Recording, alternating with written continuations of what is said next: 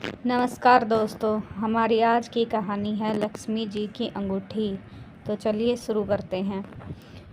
एक निर्धन व्यक्ति था। वह नित्य भगवान विष्णु और लक्ष्मी की पूजा करता। एक बार दीपावली के दिन भगवती लक्ष्मी की श्रद्धा भक्ति से पूजा अर्चना की।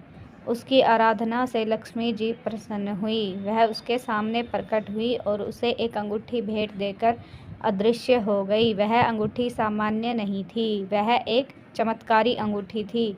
उसे पहनकर जैसे ही अगले दिन उसने धन पाने की कामना की, उसके सामने धन का ढेर लग गया। वह खुशी के मारे झूम उठा। इसी बीच उसे भूख लगी तो मन में अच्छा भोजन खाने की इच्छा हुई। कुछ ही पल में उसके सामने अनेक प्रकार के पकवान आ गए। अंगूठी का चमत्कार मालूम पड़ते ही उसने अपने लिए आलीशान बंगला, कार, नौकर आदि तमाम सुविधाएं प्राप्त कर लीं। वह भगवती लक्ष्मी की कृपा से प्राप्त उस अंगूठी के कारण सुख से रहने लगा। अब उसे किसी प्रकार का कोई दुख, कष्ट या चिंता नहीं थी। नगर में उसका बहुत नाम हो गया। एक दिन उस नगर में जोरदार तूफान के साथ बारिश होने लगी। कई निर्धन लोगों के मकानों के छप्पर उड़ गए। लोग इधर उधर भागने लगे।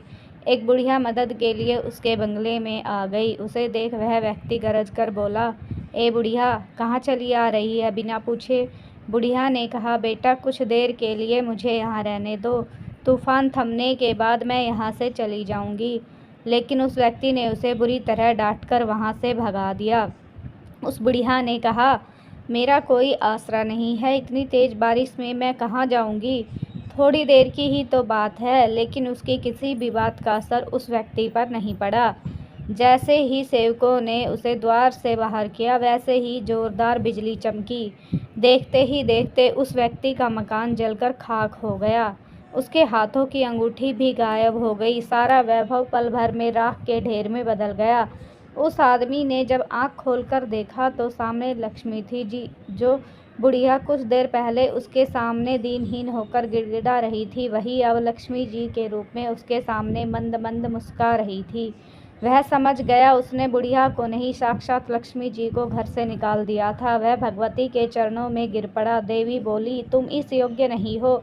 जहाँ निर्धनों का सम्मान नहीं होता, मैं वहाँ निवास नहीं कर सकती। यह कहकर लक्ष्मी जी उसकी आंखों से ओझल हो गई। कहानी से हमें यही सीख मिलती है कि हमें गरीब और असहाय लोगों की मदद करनी चाहिए, ना कि उन्हें अपमानित और बेइज्जत करना चाहिए। धन्यवाद दोस्तों।